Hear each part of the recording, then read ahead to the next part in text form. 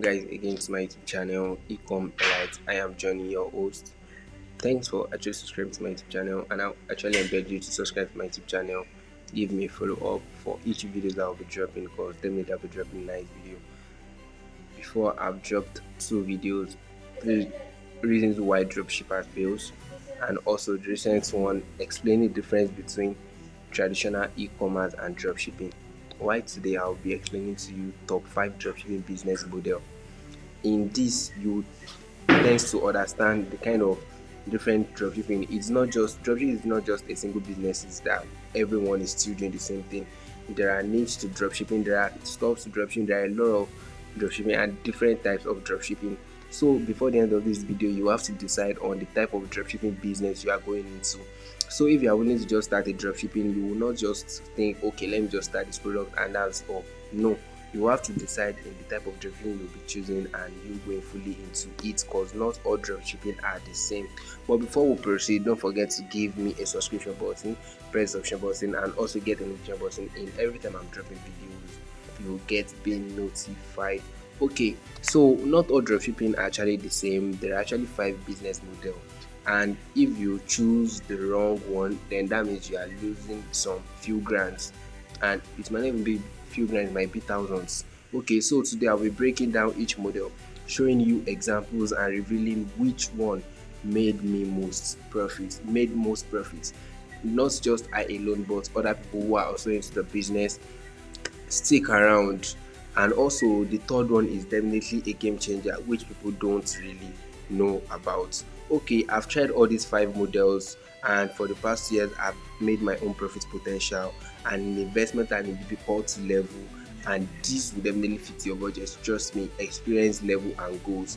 The first one, which I'll be explaining right now, but before I even move to the first one, don't forget to subscribe to our YouTube channel. I just wish I get up to like 1k subscription after this video, by the end of this video. The first one, which I'll be talking about, is the general store dropshipping. General store dropshipping, that is, you sell multiple unrelated products across categories in just one store. That is, you can be in your store, you sell wide range of selection, you sell shoes, you sell jewelry, you sell handbags, you sell electronics, you sell computers, you sell wares and all. That is just the general store dropshipping. I think this is much more like a regular store. More like a regular store, it is easier to add more products to your stores. So in this, there is you can still say the benefits which one can derive in this is low commitment to any single product. One in single product is failing, you move to the next one. One in single product is winning, you add more of it to your stock, and then you be able to like set more of your ads campaign on products that are winning more. That is for general store dropshipping. But in the problem of it is this: it is not really, it is not, you can't really build brand on these things, because you can't really build brand loyalties, because you are actually into wide range of products. So people cannot just say, okay, this store is just mainly known for this kind of products. They will see you having this product as of this today, tomorrow they also see you having another product. So it is not just it's not just a single niche dropshipping store. Okay, and then you have scattered marketing efforts. That is, on this product you make ad campaigns of this, you make ad budget on this, you set your ad budget on this and this and this and this and this, like setting different type of ads budget. But let's say it's just a single product, you will know all your attention will be diverted to a single ads campaign. So that is all about this. In this potential, I still think, yeah, when I estimate up to like, in my just small scale, I still made up to like 300 400, which I'll be showing in this video, like $300 in at the end of each week, and at the end of the month you can still be making up to like 1,000 to 5,000 US dollar, and it is easy to like best compete for beginners. That is for trend testers. Each product that is coming up, you test it and you move on. The second, which I'll be talking today, is the niche store dropshipping. In this one, you only focus on a single product. Let's say you are into jewelries, like you want to like build brand on jewelries. You focus on jewelries. You will find suppliers of Richard Milles, of Patex, and lots more, of Apple watches and all. That's just this niche store. All you're into is just on the store keeping. It's just on the wristwatch and jewelry that you're actually selling. If you are to focus on the dog like skincare or skincare products, you focus whether it is just on human skincare, dog or anyone, and then that will be the one you actually be focusing on. And in this one, you just kind of choose a particular niche, let's say pet suppliers, fitness or beauty. If you, and in this it is easy to build authority because they all already know you to just be a store that sells a single kind of product. Like we still have some stores like that, like Sneaker Spa. You will see them, they only sell shoes, they sell luxury shoes. So that's still better. They sell luxury wells. We have Cocolet luxuries, we have lots more. So all these ones are just niche store dropshipping. In this one, we can still see that there is higher customer loyalty. They know you to be selling this product, and they will always come time to time to visit your brand once they are in need of that same product you are selling. There is better profit margin, that is, you'll be able to scale up. You have a steady and a single supplier for every product you are selling, and in this you will be able to bargain with them with the price they are giving to you, and also the gain, the profit you are making from it is easily calculated. But the problem is there is limited product options. Once your supplier is out of town or the production could not occur, that means your sales too margin would drop drastically that year. It means there is market size restriction. That is, your product is always on the availability of your suppliers, that is the production of your supplier. Once there is no product on ground, there's no sales, your store will just be empty. There's nothing like you adding other products to it, that okay, if this product is winning, another product might, if this product is not really doing well, another one might be winning. Once your product is not doing well, that means your entire store is not doing well, and then your profit margin might not be met that same month. And in this one, if there's a chance of you scaling up and building a brand authority, once you build a brand authority that people actually know it, and there's recurring customers, there would, even in your ads campaign, there will be lesser ads campaign, and there will be more ROI, that is more CTA. There will always be more call to action because people will keep coming back to your website to get the same products over time. And in this, you can still be making up to like from 3,000 US dollars to 15,000 US dollars per month, based on your levels of expertise and the type of products you sell. It's not like you selling 100 US. It's not like you selling $1 product and be expecting to make this kind of profit, to that kind of make a huge one. Why another one, the third model, which I said this will be the hottest show, which I'll be saying right now today, is one product store. In this one product store, that is, you build your entire brand around to a single hero product. Oof. This is different from one niche product. One niche product is, let's say you're only selling something similar to attributable to a certain object. Let's say you are selling cosmetics, like you are selling jewelries. Jewelries comes in the form of chain, wristwatch and the likes. Okay, that is not a one product store. If you are selling pet supplies, that is, you are selling dog supplies, you are selling goat supplies, you are selling pet every pet supplies. But in this one, it is just one product store, that is, you only find one winning product, and then you compel a brand stories in order to push it. You focus all your marketing strategies and all your marketing ideas in that's a good product, and you scale it up to 6 to 7 figures with variations, like you scale it up. I think I've been seeing more of it on Facebook right recently, where people actually, and that's almost on wristwatches. If peradventure you've come across those ads and you've engaged with them, you just see those wristwatches, all what they sell is just a single product. They'll make a UGC generated videos and make it on, targets their ads on it. All what they just sells is just the wristwatch, and they are making it. That is one stop product. It is easier to make money from this, and your ads campaign is even easy to like calculate in setting this. The real example is the gravity blanket. You see some blue light accessories, you see some workspace chairs or table, you see some selling some winning products. Like I think there's this one right now that's going on right now, which is Labu. Like Labu, that's just part of the one single product store. If you branch, you just kind of store all those products in your single store and target your ads on this. Okay, in this, the benefit you can still say is there's always good brand authority built on it. It is easier to optimize. You find good products, list it, just on that same thing you're still finding. It's just like you niching down a single product and then spreading your wing over it, making authority and building real value brand on it. But the problem is this: there is always high risk if the product fails. If the product fails, that means the entirety of the project you have in hand has already failed. There is limited growth without variations. That is, there is limited growth because everything you actually be building is just on that simple product. Once the market strength shifts to something else, then you have to like shift the whole of your idea, the whole of your plan, and the whole of your marketing budget to another object entirely, and that means that already comes to an end of it, because most of the time the stores being built on one product stores are always named after that product. Let's say you're actually selling something of jewelry store, you can just make it like jewelry spa something, so which means it won't look good you also listing products under electronics on it.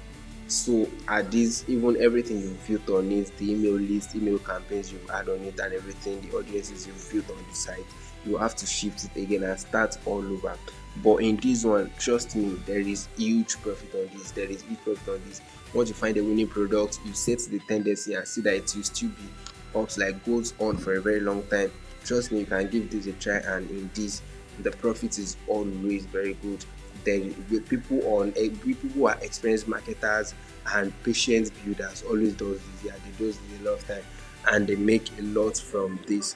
The first one which I'll be discussing this night is print on demand. Print on demand is you creating a custom design printed when products are ordered. In this, you actually have a tic-tac discussion with your suppliers. You tell them every product you are getting them are to come to you naked, and in this, print on demand is more of you having a blueprint of what you have in mind. You can't do the production, but you want every branding of it to be under your own brand. I really know whether you actually get my point right now. Let me explain. Print on demand is you having already a blueprint of what the brand, the merchandise of all the products you have in mind, how you want it to be. You want the brand name and everything to be in your own personal name and not the supplier. So in this, when you have an order, you tell the suppliers what and what I want the full information art to be. You design graphics, quotes, and artwork. You upload the POD platform, that is Printful Print, and the goods in it. You upload it. Once the custom orders are being made, suppliers print and ship. Then you earn royalty per sales. That is everything you just have to like add. In this, the charges being charged by suppliers are always much higher than you just the regular one, because these things they will just be the ones like there's none of it is not really being made on ground. It is when the order is being made, that is when they go into printing those products. In this, we still have some popular products like that, like t-shirts, hoodies, we have mugs and phone cases, we have posters and canvas print, and we have notebooks and bags, and there are lots more to it. Currently, there's a factory in Nigeria that produce these generator companies. Those are just like print on demand. They don't handle the production. What they only do is to just, once there is order for it, they will demand for it and then change everything, the labels and it, to their own personal brand. In this, we can still say there is no inventory risk because you don't keep them. You don't keep them at end. Is once there is order for it, you go ahead in ordering this product.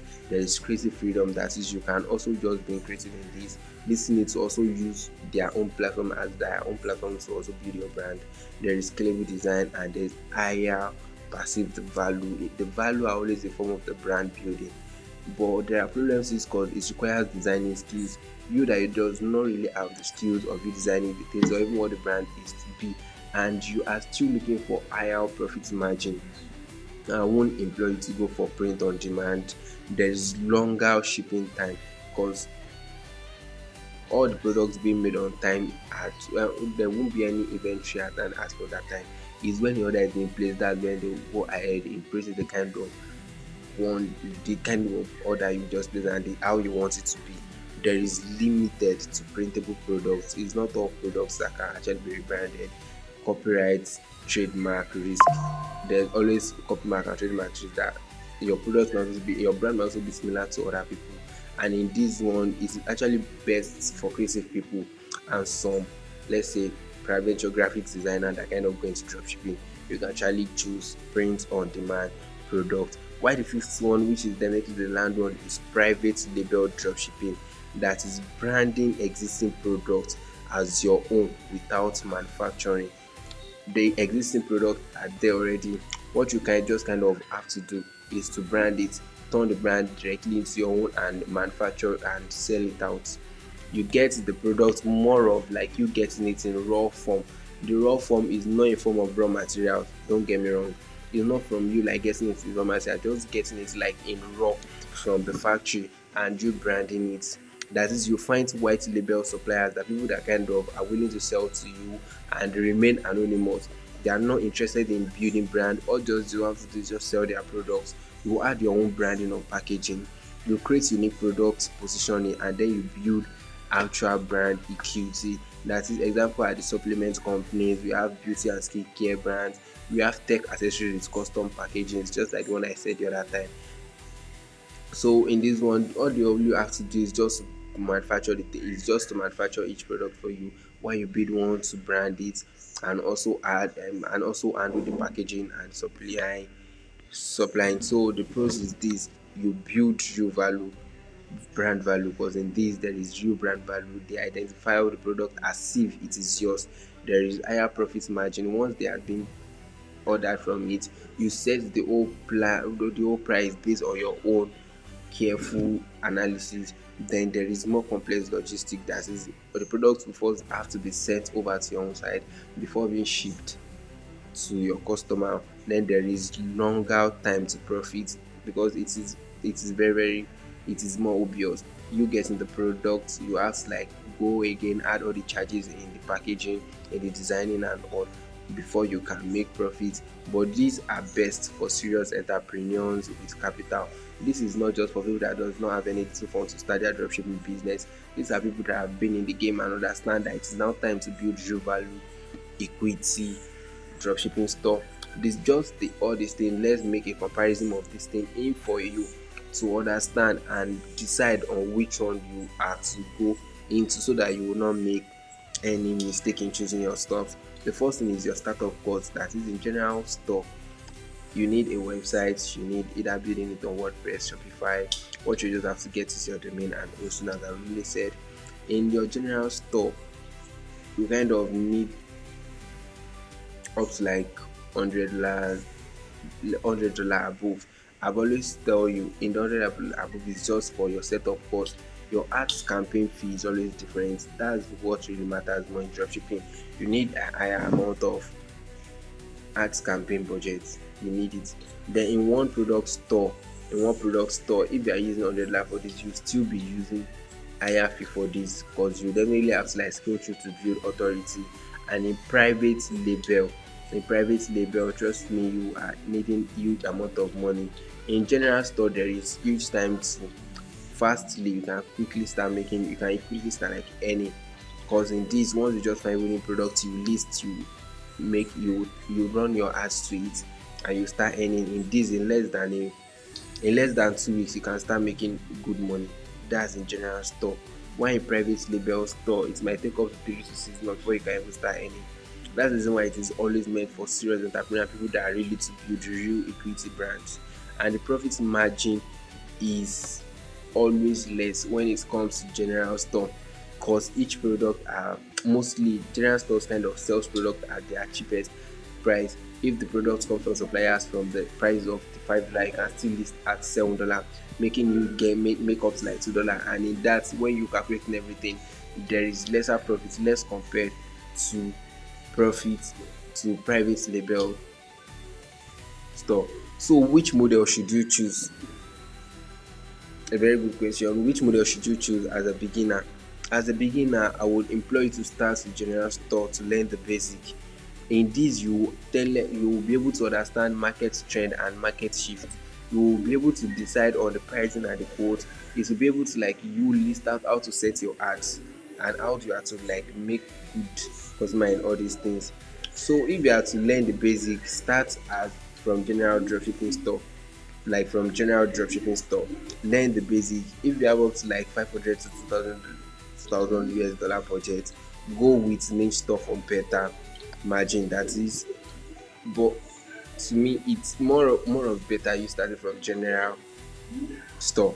After this, then be able to diversify. understand the product that works best for you, that you have lesser issues with, and you are able to like scale more under it. Then in this, divert it to a single niche product. And once you are kind of having good experience under the market, so now set your ads campaign, go into it fully. And if you are creative, very creative, and you have little funds, you can go for print on demand. But if you have huge capital and is ready to build a real brand, then in this, but you don't, if you are really willing to like build a real brand, but you don't really know how the production level we're going to, my thing is just you finding a white labeled manufacturer and open a real private label dropshipping store. In this, in this all, you can actually start with a niche store, then transition it to one product just as you feel, just anyhow you feel. But mine so far, I'll still choose a single niche store. Single niche stores are the one that kind of deal with, let's say if you are selling pet supplies, let it be known for pet supplies alone. If you are selling jewelry, let it be known for jewelry alone. In jewelry, you can still list the wristwatch, chains, earrings, and all. So that's still kind of better. That's just mine. I can't say, I can decide for you. But there are always some common mistake. There are always some common mistake which all dropshippers make. Even still now, I myself still make the same mistake. The first thing is trying to do all model at once. You want to test general store, you want to test single products, you want to test print on demand, you want to test everything at a time. Definitely you are willing to fail, because the ads campaign budget will definitely humble you. Not committing enough time to test properly in choosing model based on easy money instead of fit. You are not really willing to like, you are not ready to test each product, you are not ready to test the product. Okay, let me understand the one that works best for me. But instead, yeah, after the profit margin you have to make from it, then you are really ready to fail. This is why you must be more careful in you understanding the type of products that will work well for you and the type of niche you have to choose. And this is what the essence of this video, for us to tell you how dropshipping is not general. It's not like the same dropshipping is the same dropshipping product that people are running all over. There are different type of dropshipping. You will just be the one to choose the one that works best for you and niche it down to the best one you want. The biggest mistake I've seen people do over the time is not being able to identify between models without giving any single approach to even them knowing it. They don't have enough time for it. They just pick things as it comes, and in less than 90 days you see them giving up. And it is not really it. You have to move on everything. Remember, the model that doesn't make money. Remember, there's no model that doesn't make money.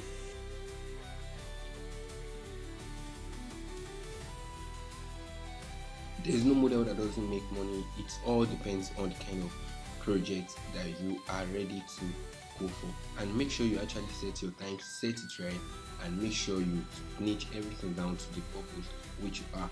Don't forget to like, subscribe, and share all the videos in my YouTube channel. Thank you, and thanks for your time. I remain your humble host, Johnny.